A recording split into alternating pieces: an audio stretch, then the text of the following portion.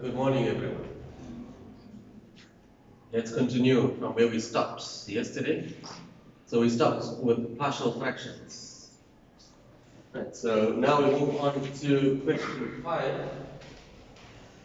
So question 5 here in N5. Okay, so if you look at the area and volume question, 5 and 3, 8, 10, around 12 parts here. Right, so then plus we have another definite integral, so that's 12 plus 3, 15. In N6, half of the exam, in fact more than half of the exam will involve all this here. It will involve area, volume, and many other applications. Right, so let's start with the first one. Evaluate the definite integral. So we got from 0 to 2. We need to integrate e to the power x and then 1 over x squared plus 1. So that is 3 marks. So let's write it down. So that's my 2, 0. So this is e to the power x. So you know that it's just 1x here. The coefficient of x there is 1. Plus here 1 over x squared plus 1 is the same as 1 squared plus x squared. Why do we write it down in that way?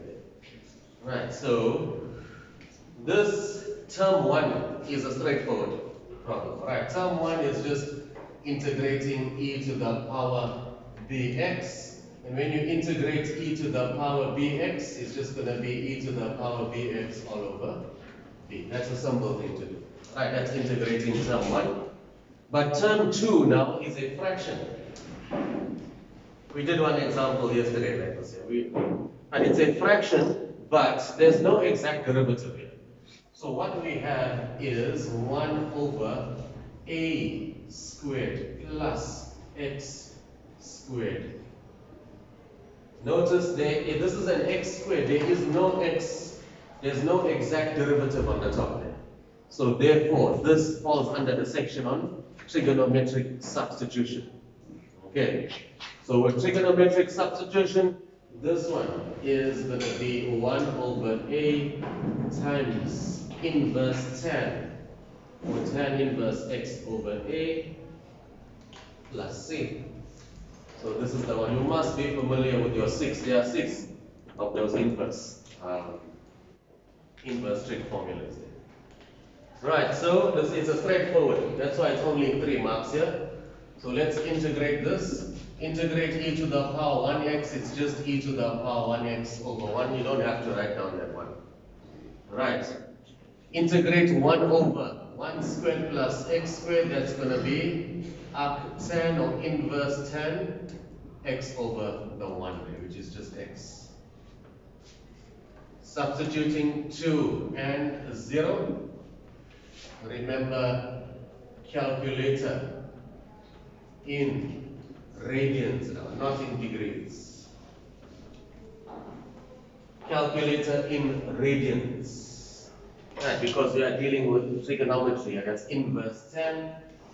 I mean a calculator. Let's see what we get.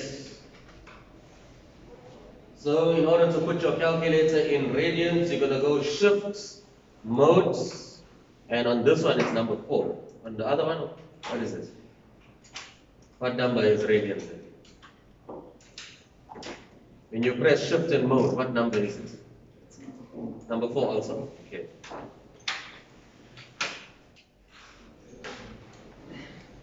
Right, so let's type this out. We got e to the power x plus inverse tan of x there. Substituting 2.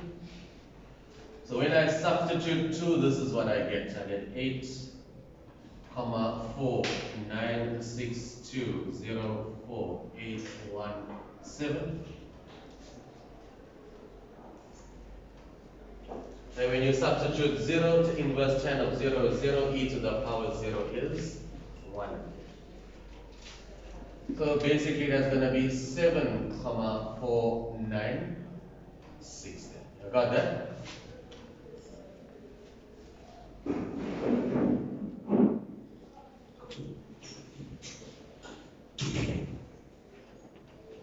So remember, calculator in radians, not in degrees. Okay, because this is not a trigonometric function. This is. When one is not and the other one is, you convert everything to radians. Right, so you remember that. Right, so that was the easy one. But the main thing is, did you recognize that this is inverse tan? The one that we did yesterday, let me just refresh your memory, was this one, where I did three different ways of working it out. A squared minus x squared. This one was inverse sine x over a. So I'm just refreshing your memory. Okay. So that was what we did yesterday. Now let's move on to the area and volume question. Very important for now, mainly for N6 also.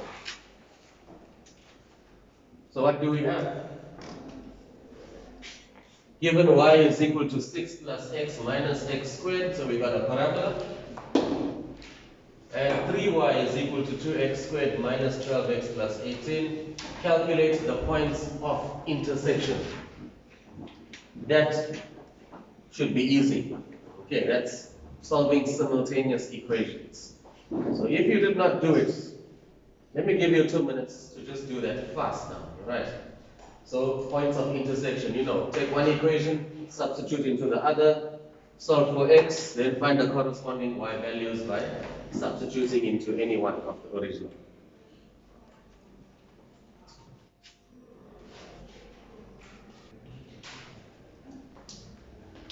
Right, so first question here, calculate the coordinates of the points of intersection.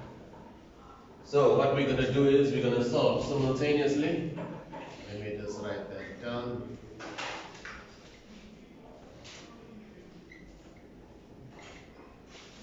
Simultaneous equations, what we can do here is we can take one equation, substitute into the other. So here I got y as the subject of the formula. I can replace y in equation 2. It's up to you how you want to do that. Or if you divide by 3 here, then you can make y equal to y. But then we're going to have a fraction here. Right, so let me just substitute. It doesn't really matter as long as you can do it as fast as possible in the exam. So what I'm going to do is I'm going to replace this y with 6 plus x minus x squared. So I've got 3 times y is equal to 2x squared minus 12x plus 18. So I'm replacing y with 6 plus x minus x squared. Right, so now if I remove the brackets, I'm going to get 3 times 6, which is 18. 3 times x, that will be 3x. 3 times minus x, that's minus 3x squared. This is equal to 2x squared minus 12x plus 18. Right, now let's make the whole equation equal to 0. Because of the quadratic, we need to have x squared, try and make it equal to 0. So now, let me take everything to the left-hand side. So I've got my minus 3x squared minus 2x squared there, plus 3x plus 12x plus 18 minus 18 equals to 0. Let's see what happens. So I've got minus 3x squared minus 2x squared, which is minus 5x squared there. And I got 12x plus 3x, which is 15x. And this plus 18 minus 18, that's out, that's 0, equals to 0. Let me just double check any mistakes here. So what did I do? I took 2x squared to the left, it became negative. Minus 12x to the left became positive. 18 to the left became negative. What was on the left hand side was the 3x. That is fine, the minus 3. Right, so now we only have 2 terms here. I can factorize and solve for x. So if you want to divide, you can divide by minus 5. It's unnecessary to do this. Okay, you are going to still divide in the next step. So if I take out, it's up to you how you want to factorize. You don't have to take out the highest common factor. Even if you just take out x, it's fine.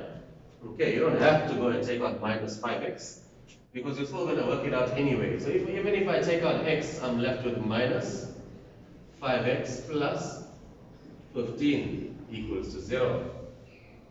So now I know that x is equal to 0 or minus 5x plus 15 is equal to 0. So minus 5x is equal to minus 15, and then I can divide now. So then x is equal to minus 15 divided by minus 5, which is equal to 3. So the x values at the points of intersection, 0, 3.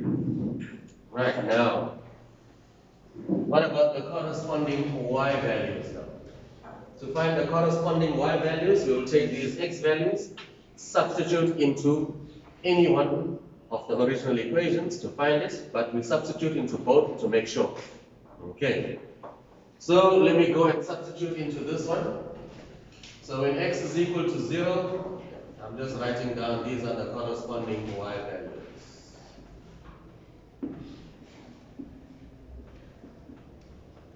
So when x is equal to 0, what will y equal to?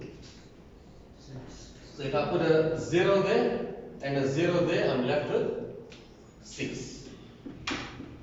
Now, let's make sure that it's equal to 6. Right. To make sure, try out the second equation, and if we don't get the same answer, that means we made a mistake. So if I substitute 0 into the second one, into here, so that's a 0 here, 0 there. On the right hand side, I will have 18. On the left hand side, I have 3y. If 3y is equal to 18, y is equal to 18 divided by 3, which is? So we know it's correct. Right. Working it out is one thing, but making sure, that is very important. Now, x is equal to 3. Let's test this one out. So when x is equal to 3, what is the corresponding y value there? What do we get? When x is equal to 3, so that 6 plus 3 is 9. 3 squared is 9. 9 minus 9, we get 0. Is that correct? We get 0 there. Let's test it out this side. 3 squared is 9. 3 squared is 9 times 2 is 18. Minus 12 times 3 is minus 36. 18 minus 36 is minus 18. Minus 18 plus 18 will give me 0. So if 3y is equal to 0, y is equal to 0 divided by 3, which is 0 also. Right, so we find, let's write it in terms of coordinates. So that's 0, 6 and 3, 0. So those are our points of intersection. And that was only 2 marks. Not like in N3 where you get 4 marks. Right, so here it's just 2 marks for this. But it's nothing where you need a formula sheet. So there's no excuse to get this wrong. Right, you don't need a formula sheet, you don't need to know M4 maths, nothing. All you need to do is know your factorization, your basic school maths. Okay, now 5.2.2, make a neat sketch of the enclosed area. So let's do this one properly now, alright? Because we're dealing with these two graphs, so there will be 5.2.2. So what do I have? Y is equal to 6 plus x minus x squared. And then I have 3y is equal to 2x squared minus 12x plus 18. So we have two parabolas. What do I need to find here? I need to find the x-intercepts, y-intercept, turning point. Let me give you 2 minutes. You do that fast. A little bit more than 2 minutes, but right, let me start working out these x-intercepts, y-intercept, and the turning point, and then we sketch the graph. Make sure whatever you're doing now, you know it well. Because next in N6 you'll be sketching graphs half of the exam. Right, so you have to sketch the graph first before working out anything else. Right, so to sketch the graph, obviously we need to know the calculations. So now, let's work out x-intercepts. So let me go for x-intercepts. So we know we're going to let y equal to 0. Right. So for x-intercepts, we're going to let y equal to 0. So I got 0 is equal to 6 plus x minus x squared. Let's solve for x. So let me make, when we're solving for x, it's best to factorize when the coefficient of x squared is positive. So let me just make it positive, take it all to the left. X squared minus x minus 6 is equal to 0. You don't have to do this here, you can factorize it as it is. Right, so you don't have to, but we know that it's best to make this a positive. So can this be factorized? Let's see. So minus plus will be, a minus will be a minus plus or plus minus. One of the signs will change. X squared can only be x times x, and this is going to be minus 3 plus 2. Because minus 3 plus 2 will give me minus 1. A negative times a positive gives you the negative. So x is equal to 3 or x is equal to negative 2. Let's do it together, one by one. So now we know that 3 times 0. So this is going to be a 0. For x-intercepts, let y equal to 0. So 3 times 0 is 0. You can see that. And this is equal to 2x squared minus 12x plus 18. I got the 2. Is it possible for me to divide to make it easier to factorize? Yes, because 2 can be divided equally there without any remainders there in 12 divided by 2, 18 divided by 2. And so now, if I divide by 2, I'm going to have x squared. Minus 12 divided by 2 is minus 6. 18 divided by 2 is 9. So that's it. Right, now solve for x. So this is going to be, so we got a minus plus will always be a minus minus. Okay, that's factorization. Minus plus will always be a minus minus. So now x squared can be only written as x times x, and 9 will be 3 times 3. So x is equal to 3. It's just x is equal to 3. If you divide it by 3.